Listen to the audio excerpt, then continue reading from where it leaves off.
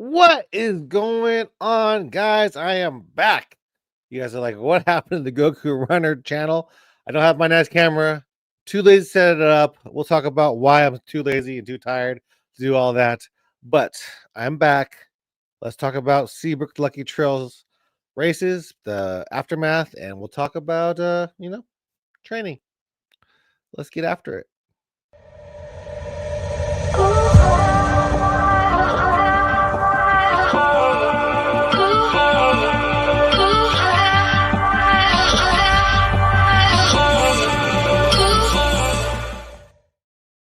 All right. Sorry guys for leaving y'all the last week. I think last week I didn't have a Goku Runner Talks podcast. I didn't have a Goku Runner Talks live Tuesday. Today's Tuesday, right? Today is Tuesday. See, my time is all messed up. But I didn't have either of those. I didn't post any content, didn't do anything. That's because have been busy. TB Lucky Charles races has been taking all of my time last week. That was the week that we were putting on the race. So we had packet pickup and all that kind of stuff. And it's over in Houston. I'm over here in Beaumont, Lumberton, actually, but makes it difficult for me to produce content over here when I'm back and forth. So I'm always driving pretty much back and forth every day to Seabrook or Houston and coming back here late at night around 10 o'clock. And yeah, just too busy. Wasn't able to do it, but I'm back today and I'm glad you guys are still here. There's two people on here. So let's get to the question of the day. And that is, since I just put on a race, and I've asked this question before, what do you really look for in a good race? Because I put on a race and you look for a few certain things. One of the things that you look for in one of the things I look for in a good race is going to be, the distance is correct. So hopefully everybody who ran out there, I think the 5K may have been short for my race, but I'll definitely get that right. But all the other distances were correct, to my knowledge. So that was good. I also look for a good medal. I look for good swag.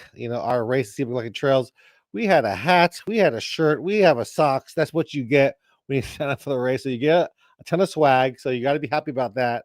Then I also look for a good after party. Like if you are giving me, minimum a banana and some drinks, then I'm happy. We decided to give out hot dogs, hamburgers, green beer since it was St. Patrick's Day. We had, electrolyte drinks as well. We had, what do we have? We had C4 out there. We had some people, My Fit Foods came out. They were giving out food on Saturday. A random ice cream truck saw there was an event and he came out to the parking lot and he was selling food too. It wasn't free, but he was out there. And yeah, good race. And if I were to run my own race, I think I would be very happy with what it was. It is a looped course, which for me that's not my favorite, but it is a trail run. So for a trail run, you're more, especially here in Texas, and you're gonna run more loops than another race. So yeah, tell me what you look for in a good race. And uh yeah, so there we go. There is a comment or two. Let's go to that. Scott LaPointe, I was worried. Yeah, man, I'm alive. It was crazy. This race, which we'll talk about. Let's go ahead and put that up there. Um, Post Seabrook Lucky Trails races. The race was very, very, you had no, C4. Yeah, I don't know if that drink is called C4 or C5, but we had the drink. Bruce Wayne says you had explosives at the race. No, we had those energy drinks. That was fun. Fireworks, that would make for a good race for sure. Uh, and then Scott LaPointe also says a good race equals swag and great start and finish line experience and adequate aid stations. Yeah, we'll talk about all of that. This might be a little bit of a longer one since I am, post race right now, and I'm so freaking sleepy. I did the whole last week. I was, sleeping maybe 2-3 hours a day just to pack everything, get everything ready for the race. Because this race, Seabrook Lucky Trails races, is a race that we took over from another race director. He put it on for 21 years, and we're putting it on for the first year. So there's a lot of eyes on us. There's a lot of people saying, there are lots of people judging us. In fact, we had a good amount of people yell at us for just no reason. It was very odd. There were people, they would yell at us, tell us that we weren't doing so and so right. We were doing, they hated our hats, which the hats are similar to this. So if you guys know Alter Ego hats, very similar style to Alter Ego hats, but some people like, I feel like I noticed you always notice the negative more than you notice the positive, which is a bad thing, which you should really, you shouldn't dwell on the negative, but sometimes you do. And people were complaining about the hats. They complained about about our volunteer packet pickup, which actually went really well. Like the system we have with we use Run Sign Up, and the way that you check in is seamless with you just use your phone. There's no paperwork that you have to mess with. It's very seamless and it works very well. And our packet pickups went well. The only points of packet pickup that were difficult was when people, like a lot of people, and I get it, lots of people like to show up early for packet pickup, which is not the greatest thing for the person putting on the packet pickup, because we are set to go off, start the packet pickup at the time we say we want to start the packet pickup. So if you come early, we're not ready. So there'll be 10, 15 people waiting for you to open up packet pickup, and they're just staring at you and just like, can I pick it up early? Or like, no, we are literally stacking shirts right now. We cannot do your packet right now. So people had to wait. And then if you come at us like the second person, like one day, the second person, there was like a line of 5 people behind her. She was yelling at us and she had 15 packets to pick up. I don't know. It just makes it slower. So we're flustered at the beginning, but it smooths out after that initial, like an initial rush. So be nice to your like race directors and everybody picking up your packets. All the volunteers, don't yell at people. It's just not cool. Let's see, Bruce Wayne says there was a free beer after the Atlanta Marathon, and half there was a guy in a pirate costume who was wasted. Yeah, we had free beer too. We had free green beer. I'll tell you a story about that, because it's a 3-day event. So we got 6 kegs, which is a lot of kegs, and the guys were like, "You're not going to run out of beer. That beer is going to last you." And I was like, I don't think you know runners. Runners like to drink. So it's kind of I feel like it might have been a little bit of our fault. We were free flowing on Friday. Saturday we were a little bit free flowing too. And then on Sunday, the last day, we have a 5K and a half marathon and a quarter marathon. So the 5Kers, they're done in like, 15, 20, 30 minutes. And after that, they are just drinking up the food. They're drinking up the green beer, they're eating the food, and eating all the hot dogs, eating all the hamburgers. And we're like, we need to save some of this for the quarter marathoners and of course the half marathoners, because you don't want to finish your race and go to the finish line and there's no food for you. There's no food, there's no green beer. You're like, what the heck? So our friend Romero, he helped us out serving the beer, and he was limiting people to 2 beers, which is, at least you get beer. There's also other drinks there. We had Dr. Pepper, we had electrolyte drinks too, and there was somebody complained. They were like, "I've never heard of this. You can't limit me in my drinks." We're like, "You got 2 beers. Be happy with that." So it was good to have somebody like Romero to what's it called, to enforce and make sure everybody got beer, and everybody got beer. Even the last finisher, they got beer, because I have been there myself, where I go to a race and I go to the finish line, like you're getting leftovers. You're getting like the stuff that nobody wants. So I don't want that at my races. I want everybody to get the same experience from the first person to the last person. So that's why, we limited people on their beer. And on Sunday, it's just like we can't buy excess. If we buy excess, then we're just throwing money away. So, we still had a little bit beer left at the end of the day, like very little bit, but everybody got the green beer who ran the race. They may not have gotten 10 or 12 cups, like the pirate guy. But people got drinks.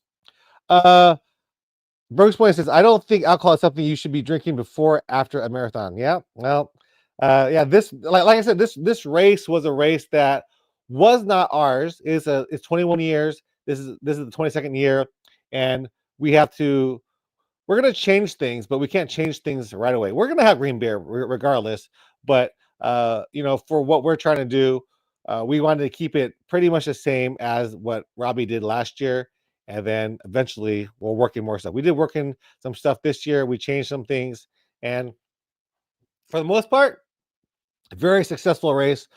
I'm very happy and I'm very tired every day. I was the one setting up the course, so I bought these arrows, so it had an arrow facing this way, and on the back it had an arrow facing in the same direction. So if you look at it from the back or from the front or back, the arrow was facing the same direction, which is good. Except my course is out and back, so if they looked at it from the back, then the arrow is telling them to go the wrong way.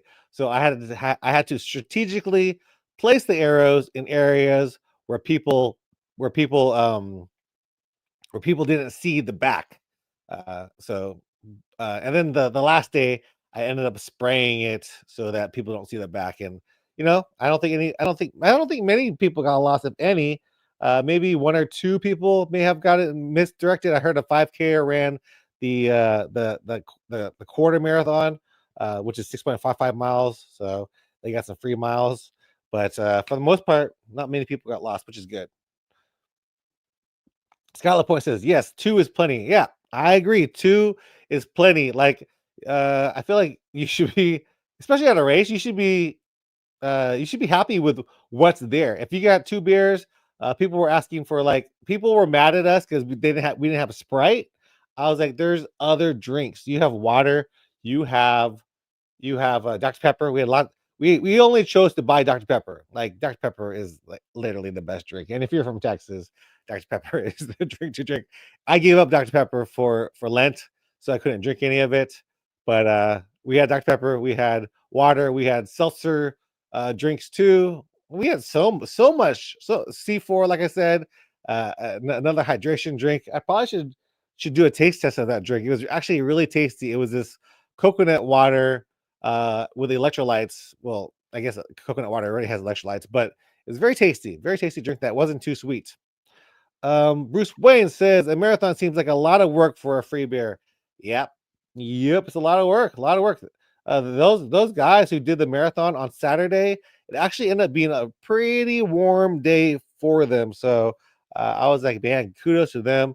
I saw them sweating. Like we had shirts that if you sweat, the clovers, like the lucky clovers, would appear on them. So that was a cool feature, and definitely saw a lot of people where their shirts were showing the clovers all over themselves because it was so hot and sweaty. Bruce Wayne says, even worse. Yeah, I'm telling you, I was trying to get, remember, if you, I still need to do that review and they're probably looking for it. I've been doing the cold plunge. I was trying to get the company that sent me the cold plunge to send me 3 more so that I could put them out for my race so that people could jump in a cold plunge. So maybe next year we'll get that worked out. But I think that would be a cool feature too, to have a cold plunge, 3 cold plunges for people to jump in. It'd be pretty nasty because sweaty and disgusting, but it, it'd be a cool feature to have. It does recirculate itself. I'll probably have to change the filters after each day, but I feel like a cold plunge would add to the experience of the race as well. And we had musicians. We had a bagpipe player come out, and he was expensive because it's St. Patrick's Day, so he came out for one day. I couldn't afford to get him out for 2 days. And everything turned out like, putting on a race is it's kind of like nothing comes together. And then the closer you get, things starts coming together. Like I didn't have any beer. And then I finally got a beer sponsor. So they sponsored the beers and they brought it out. That was cool. We didn't, a lot of volunteers called us the week before. They're like, "Oh, I'm so sorry. I can't go to volunteer at the water stop." We're like, now we're out of luck. And we got some volunteers. We got some Marines. They came out and volunteered for us. The beef team, they were great. We also had ham radio operators. If you guys don't know what they do, they are pretty much a group of guys that have ham radios, and they're at different points of the race. They're really really good. Like if you are hurting, they will relay it back to a race director such as myself, and we'll get an ambulance to you or whatever you need. So the ham radio guys were awesome. The police officers, of course, were there, and then all the volunteers. And I'm telling you what, if you put on a race, you will see people help you out. Like I had friends come out and they helped me out. This was an overwhelming race for the two of us. It's really my brother and myself that putting on the race. His girlfriend helps too. My girlfriend helps as well. But we're a small team, and the community they came out. The community from Beaumont, they came down and helped volunteered. They helped us out. The first day we didn't have an arch because I got an arch, but it didn't have a motor, which I didn't know until race day. And then the last second, somebody pulled out an arch. I don't even know where they got it from, and we had an arch. So it just shows what we did through marketing this race. I know this is not Goku Runner stuff. This is more Three Bros Running stuff, but this is in my mind right now. So Goku Runner talks. I can talk about anything.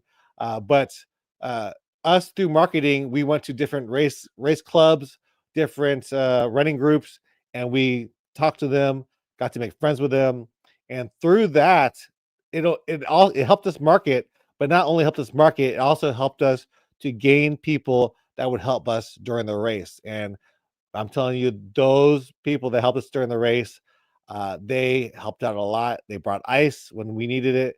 They would buy cups when we ran out of cups, and all of that. So I appreciate everybody who did come out and help, even just a little bit, or even just, or a whole lot, because there was a lot of people out there helping us to make this race a success. And this was a big race for us. About close to 1,500 people ran the race, including their families. So probably 2,000 people out there were feeding everybody. And I'm happy to say that the race was a success. Um, Scott LaPointe says, I had pulled off a course by volunteer and driven back to the start when I turned my LCL last year. Now I am volunteering at my second race this year. Yeah, volunteers are so important. I'm gonna go out and volunteer at some races. I help out Brandy, the SRS, the local race director over here. I try to help her out as much because she also came out to our race, and she was a huge help to us. We ran out of cups, and I know we didn't really run out of cups. We were running low on cups, and she's like, I have 2,000 cups in my trailer. You guys want them? So we got them from her. And it just works out. Like if you make connections, make friends, do all the networking. It's important, especially if you need lots of help. And people I don't know if they could sense we needed help, but they were there. I saw them, putting in the work for us, and I appreciate all of them for sure. So yeah, race went spectacular. I'm super, super tired. I was driving home from Houston today because I had to return the kegs. I had to return, the Blackstone we borrowed. A lot of stuff we borrowed from friends too. So that was fun. And yeah, I'm sleepy. So I actually was driving home today, and I had to stop and pull off the road to take a nap because I couldn't make it back home because all the lack of sleep. And I also lost 10 pounds last week, which is crazy because I was close to 260, like 258. And then I stepped on the scale after the race. I was 248, which is like, whoa, I just lost 10 pounds. But I've been eating the last few days. So I probably gained it all back. So yeah, that's post race Seabrook Lucky Trails. What's next? Getting back after. I know I posted a video before Seabrook Lucky Trails of me going out for a run, and that was pretty much the last run that I did because this race has been taking all my time. But now I'm free to get after it. I lost 10 pounds. Let's try to keep some of that off, and then lose some more. That's my goal. Also, there have been some people, I don't know. There was this commenter which I deleted and blocked off of YouTube who's been commenting on my stuff for many, many, many years. He always wanted me to wear a certain style of shoes. And then I was like, listen, just because the shoes don't fit you, I mean, the shoes work for you doesn't mean it's gonna work for me. Like I think he hated me wearing Vibram minimalist shoes. I think he tried them too, but he's like, you have to wear New Balance. What were they? New Balance shoes, and I was like, bro, it's not gonna work. I've tried them; it doesn't work for me. And then he got all mad at me in the comment section saying that I used to be an inspiration, but now I'm not an inspiration. I didn't even read the whole thing. I just blocked and hit him just for my own mental health. I don't need that negativity in my life. So please, you know, keep it positive in the comments or you will be blocked. That's all I will say about that because I don't need that. I don't need any of that. And if you're watching, you're blocked and I don't see anything that you write on my page because I don't want to. Yeah. So that's that. But I am getting back after it. I am going to hopefully get faster and faster, lose some weight, complete my 100 miler, get all that done. I'm gonna maybe take one more day of rest because I have been so tired. I am lacking in sleep. Haven't been sleeping. You know, I told you I've been sleep. I would for the races. We would do stuff until 11 o'clock at night, and I would wake up at 2 a.m. to set up the course, and then I'd be up the whole day. So it's been long days and lots of not that much sleep, and I've been tired. Comments. New Balance shoes are based on chicken feet. That's right. I have some New Balance shoes. I don't hate New Balance shoes. I don't hate any shoes. But if you're gonna keep commenting on me to wear the one pair of shoes that works for you, it doesn't. You're just because it works for you doesn't mean it works for everybody. And I was very annoyed by that comment last week that I got, and I was like, man, just go away. You're blocked. You're hidden. I can't see your comments. And yeah, so I think that's gonna be it. I appreciate all you guys. I am coming back again. I know my channel is dying right now. It is low. It's slow. Bruce Wayne is going to be on the podcast soon, so make sure to check that out. Hopefully, we'll get Scott LaPointe on there too. But well, I'm going to reach out to you, Bruce Wayne. We'll get you on the podcast. You'll be the first podcast back on the Goku Running Talks podcast next Monday, hopefully. So if you have time this week, let's try to get it. If not, we'll get it another week. So we'll try to get these Goku Running Talks podcasts back up. I enjoy talking to people. Helps me out with my social anxiety and helps me to, with my communication skills too. So I need that. And yeah, I'm going to be back.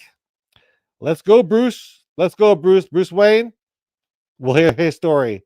Goku Running Talks podcast, maybe next Monday or maybe the next one. All right, guys. Hope you guys enjoyed this one. A little bit of a crazy Jeremy. And I need to go to sleep. So peace out, guys. Thanks, guys. Bye.